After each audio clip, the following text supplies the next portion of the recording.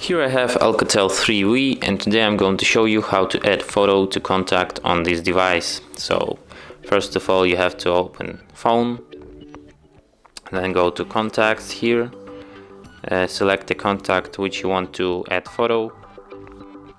Next tap on this pencil icon to edit it, and next tap on photo camera icon to add photo.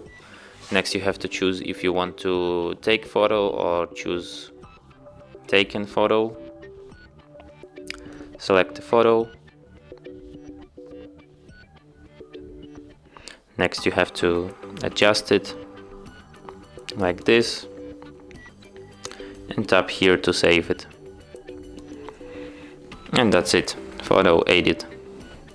So thanks for watching. If you find this tutorial useful, don't forget to hit that like button and subscribe to our channel.